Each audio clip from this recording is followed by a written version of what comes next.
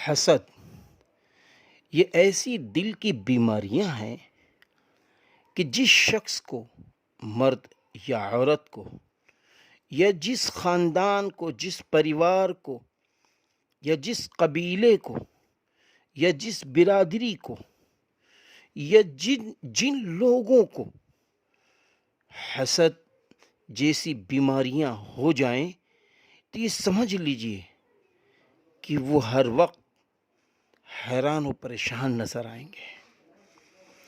پورے قبیلے مٹ گئے، کوئی اٹھ نہ سکا، آگے بڑھ نہ سکا۔ حسد کی تعریف کیا ہے؟ حسد کسے کہتے ہیں؟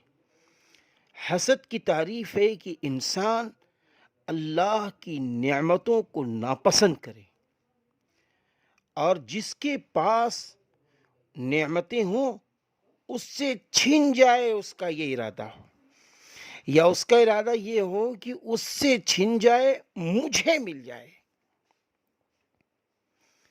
حسد بغض اور کینے کو کہتے ہیں۔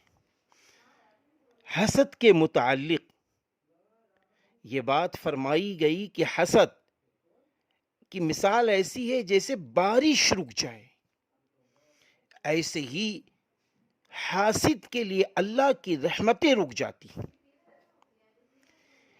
اسی طرح حسد کرنے والے سے اللہ کی رحمت کا نزول رک جاتا ہے۔ حسد ایمان کو اس طرح زخمی کر دیتا ہے جس طرح کیڑا جانور پر بیٹھ کر خون چوس لیتا ہے۔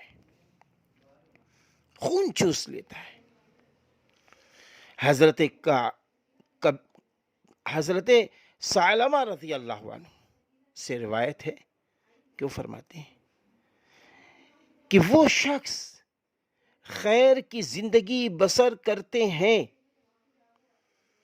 جب تک وہ لوگ حسد نہیں کرتے، اور جہاں وہ حسد کرنے والے ہو گئے تو اپنے آپ کو خیر اور بھلائی سے دور کر لیتے ہیں۔ حسد کے لیے اتنا ہی عذاب کافی ہے کہ یہ وقت پر جلتا رہتا ہے، یعنی ہر وقت جلتا رہتا ہے۔ حضرت ابو ہریرہ رضی اللہ عنہ سے روایت ہے، نبی کریم صلی اللہ علیہ وسلم کا ارشاد گرامی ہے، انسان کی دل میں حسد اور ایمان ایک ساتھ اکٹھا نہیں ہو سکتا،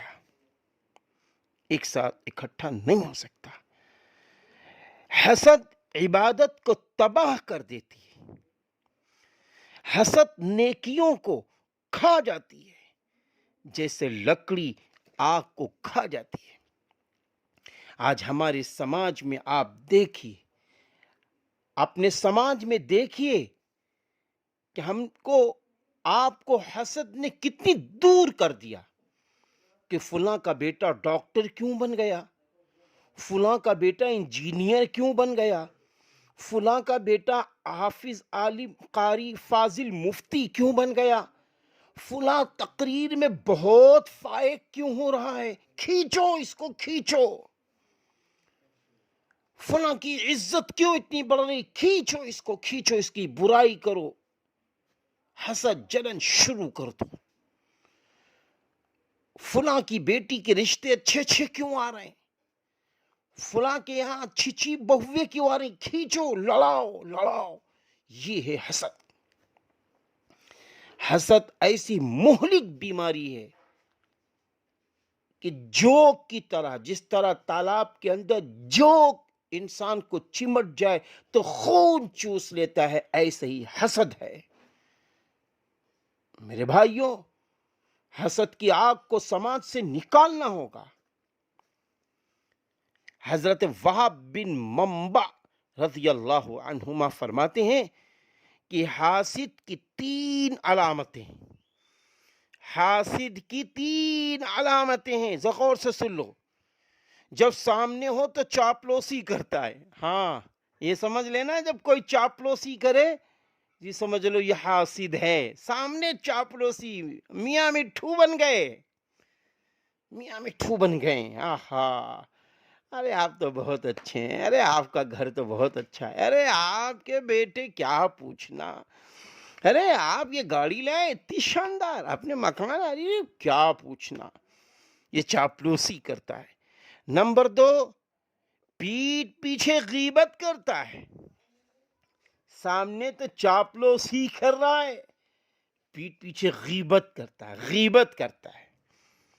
اور نمبر 3، جب کسی پر مصیبت نازل ہو تو خوش ہوتا ہے، تالیاں بجاتا ہے، واہ واہ بہت آگے نکل رہے تھے، بہت تیزی میں آگے بڑھ رہے تھے، آ گیا سمجھ میں، وہ دیکھو بیماری آ گئی، وہ دیکھو فلانی مصیبت آ گئی، وہ دیکھو فلانی لڑکی ان کی ایسی ہو گئی، وہ دیکھو فلانا لڑکا ان کا ایسا ہو گیا، وہ دیکھو فلانے صاحب ان کے ایسے ہو گئے. خوش ہوتا ہے، خوش ہوتا ہے. جبکہ حدیث پاک میں ہے ضحک ضحکا، جو شخص ہنستا ہے اس کو ہنسا جاتا ہے. یہ بھول جاتا ہے وہ شخص کہ آج تم دوسروں کی مصیبت پر ہنس رہے ہو، کل تک تم اسی کی چاپلوسی کرتے تھے، اس کی چائے پیتے تھے اور اس کی تعریف کرتے تھے، اور اندر تم حسد رکھتے تھے کہ یہ اٹھ کیوں رہا ہے، سماج میں اس کی ویلو کیوں ہو رہی ہے، ہم تو اس کو ویلو نہیں دیتے اور سماج میں ویلو والا ہوا جا رہا ہے. یہ بہت تیزی سے آگے بڑھ رہا ہے، فلانا کا لڑکا آگے بڑھ رہا ہے، فلانے کے شوہر بہت آگے بڑھ رہے ہیں، فلانے کی بیٹی بڑی آگے بڑھ رہی ہے. یہ حسد ہے. اللہ تعالیٰ حاسد سے پناہ مانگنے کا حکم دیتا ہے. سنو سارے انسانوں، سنو مسلمان بھائیوں، سنو سارے بھائیوں، سنو سارے انسانوں، سنو. اللہ تعالیٰ حاسد سے پناہ مانگنے کا حکم دیتا ہے. سورہ فلق میں اللہ تعالیٰ فرماتا ہے وَمِن شَرِّ حَاسِدٍ اِذَا حَسَد، میں پناہ مانگتا ہوں حسد کرنے والے کے شر سے جب وہ حسد کرے. ہاں یاد رکھنا میرے بھائیوں. اسی طرح حاسد بلا وجہ ہر وقت غم میں مبتلا رہتا ہے، چہرہ بجھا بجھا، آنکھوں کے نیچے اندھیرا ہے، بجھا بجھا چہرہ. آیا خوشی خوشی، پتہ چلا کہ فلانے صاحب گاڑی لے آئے، بجھ گئے، بجھ گئے بیٹا، بجھ گئے. ارے کیسے گاڑی لے، ارے 2 نمبر کا پیسہ. فلان صاحب نے مکان بنا لیا، ارے یار بجھ گئے. یہ حسد کی آگ، یہ حسیات ہے، یہ حسد کی آگ ہے. دل حقائق سے اندھا ہو جاتا ہے. ہاں دل حقائق سے اندھا ہو جاتا ہے. نہ انسان اپنے مقصد میں کامیاب ہوتا ہے اور نہ ہی کسی دشمن پر فتح حاصل کرتا ہے. یہ ہے حاسد کی باتیں. حاسد کبھی دیندار نہیں ہو سکتا. دیندار ہو حاسد ہو کیسے ہو سکتا ہے؟ اللہ کے فیصلے پر خوش نہیں. ایک شخص ہے، ترقی کر رہا ہے، دولت والا ہو رہا ہے، عزت والا ہو رہا ہے، سیاست میں اس کو عزت مل رہی ہے، سماج میں اس کو عزت مل رہی ہے، مسجد میں اس کو عزت مل رہی ہے، پڑوس میں اس کو عزت مل رہی ہے، اس کے گھر کے اندر خوشیاں آ رہی ہیں، لیکن یہ حاسد مرا جا رہا ہے، مرا جا رہا ہے. کیسے اس کو عزت مل گئی، کیسے اس کو بلندی مل گئی. حاسد کبھی دیندار نہیں ہو سکتا. عیب ایک یہ بھی ہے، عیب جوئی کرنے والا کبھی عابد نہیں ہو سکتا. عیب جوئی کرنے والا، آج سارا سارا ٹائم ہمارا چائے پی رہے ہوٹل پہ بیٹھ کر عیب جوئی میں لگے ہیں. جہاں 4 آدمی بیٹھے غیبت شروع، جہاں 4 آدمی بیٹھے ایک دوسرے کی برائی شروع. ارے غیبت کرنے والے مردار بھائی کا گوشت کھاتے ہیں. چھوڑو، ترقی کی فکر کرو، مثبت پہلو کی گفتگو کرو، کسی میں خامیاں دیکھو، اس کی اصلاح کی کوشش کرو، اس کی اصلاح کی کوشش کرو. اس لیے عیب جوئی کرنے والا کبھی عابد نہیں ہو سکتا. حاسد کے دل میں ہمیشہ یہی رہتا ہے کہ اس کی تجارت چھن جائے، میری تجارت بڑھے، اس کی دکان کی روزی چھن جائے، میری دکان پہ آ جائے. آپ دیکھیے نا آج جہاں کسٹمر کسی کی دکان آ جاؤ آ جاؤ آ جاؤ آ جاؤ آ جاؤ، اور اگر وہ کسٹمر اس کی دکان پہ نہیں آیا تو حاسد کے دل میں ہوتا ہے یار یہ میری بات نہیں مان رہا، میری دکان پر نہیں آیا ہے تو اس کی بھی دکان سے یہ سامان نہ لے. یہ حاسد کا جلن ہوتا ہے. اللہ کے فیصلے پر اعتراض کرنے والا ہوتا ہے حاسد. اللہ کے فیصلے پر اعتراض کرنے والا حاسد ہوتا ہے کہ فلانے نے اچھا گھر کیسے بنا لیا، فلاں صاحب کے رشتے اچھے کیسے آ گئے، پتہ چل جائے فلانی کی بیٹی کے رشتے آئے، محلے کے آس پاس پھوپھی دادی کاکی کاکا سب جڑ جاتے ہیں، سب جڑ جاتے ہیں. ارے جلدی سے رشتے والے کو بہکا دو، فلانے صاحب کا بیٹا اس کے وہاں بیٹے دیکھنے آ گیا، بس جلدی سے بہکا دو، لڑکا خراب ہے لڑکی خراب ہے. ان سے مشورہ بھی نہیں لیا جا رہا ہے، لیکن پھر بھی فون کرے گا، بھائی کہاں گئے تھے آپ، فلاں جگہ گئے تھے، ارے وہ تو لڑکی بڑی خراب ہے، کہاں کام کر رہے ہیں، کہاں رشتہ کر رہے ہیں. یہ حسد کی آگ ختم کرو سماج. آج ہمارا سماج جل رہا ہے حسد کی آگ سے. حسد کی آگ کو ختم کرو، خدا را ختم کرو حسد کی آگ کو. اس آگ کو ختم کرنا ہوگا، اس آگ کو ختم کرنا ہوگا. حسد کی 3 باتیں بیان کی گئی ہیں. نمبر 1 یہ ہے، یہ نعمت جو فلانے کے پاس ہے مجھے مل جائے، اس کو نہ ملے. جو نعمت اس کے پاس ہے مجھے مل جائے، اس کو نہ ملے. نمبر 2 یہ ہے، اس سے چھین جائے بھلے مجھے نہ ملے. ہاں اب سب بھائی ہے، اس کے پاس گاڑی ہے، اس کی گاڑی بگڑ جائے، اس کی گاڑی خراب ہو جائے، اس کا کاروبار ٹھپ ہو جائے، بھلے میرا نہ چلے. یہ حاسد کا مزاج ہوتا ہے. اسی طرح حاسد کا تیسرا مزاج یہ ہوتا ہے، جو نعمت اللہ نے اس شخص کو دی ہے اس کے پاس نہ رہے، چاہے وہ نعمت مجھے بھی نہ ملے. حسد سے بچنا فرض عین ہے.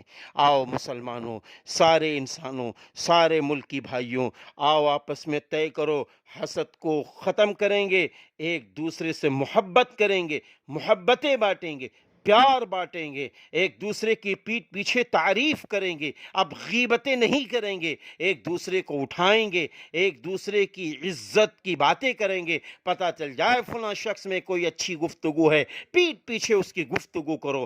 ہمیں آپ کو ایسا بننا ہے. اور اگر ہم حاسد بن گئے، جلن کرنے والے بن گئے، اور حسد و کینہ و کپٹ بغض رکھنے والے بن گئے، تو سن لیجئے حدیث پاک میں ہے، جنت کی خوشبو 550 سال پہلے سے جنتی شخص کو ملنے لگتی ہے.